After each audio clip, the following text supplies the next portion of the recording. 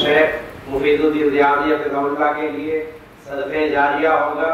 انشاءاللہ یقین ہے کہ رب کائنات آپ کو جنت الفردوس میں اسی بڑے کام کی وجہ سے آپ کو ضرور جگہ عطا فرمائے گا۔ اللہ رب العالمین آپ کو دنیا و آخرت کی تمام بھلائیاں عطا فرمائے۔ میں شیخ کے لیے شعر پڑھتا ہوں کہ شام در شام جلیں گے تیری یادوں کے چراغ، شام در شام جلیں گے تیری یادوں کے چراغ، اور نسل در نسل تیرا درد نمایاں ہوگا۔ شیخ کہہ رہے تھے آتے ہوئے کہ میری خواہش تھی کہ گاؤں کی کچھ طالبات یہاں پڑھ کر تعلیم حاصل کر اپنی علمی پیاس کو بجھائیں اور اپنی زندگی کو بہترین بنا کر کے سماج، معاشرے اور گھر کی خدمت کریں، لیکن رب العالمین نے اس ادارے کو وہ پذیرائی عطا فرمائی کہ پورے تقریباً سیمانچل سے بچیاں یہاں پڑھنے آ رہی ہیں۔ یہ بڑی خوش نصیبی کی اور خوش قسمتی کی بات ہے۔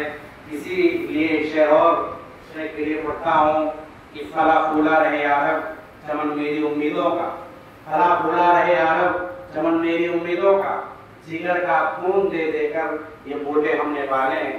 یہ اینٹ اور گارے کی دیواریں، یہ کئی منزلہ عمارت، اس میں لگے ہوئے بالو، مٹیاں، اینٹ یہ ایسے ہی نہیں لگے بلکہ اس میں جگر کا خون لگا ہے۔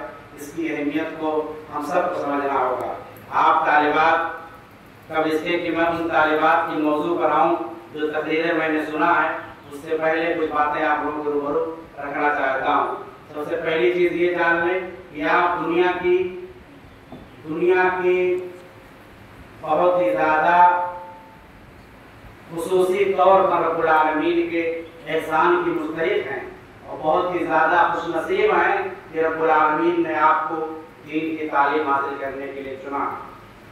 یہ بات میں نہیں کہہ رہا، ہم سب کے رسول محمد رسول اللہ صلی اللہ علیہ وسلم نے کہا تھا کہ خیرکم من تعلم القرآن وعلمہ، کہ روئے زمین پر سب سے بہترین وہ لوگ ہیں تم میں سے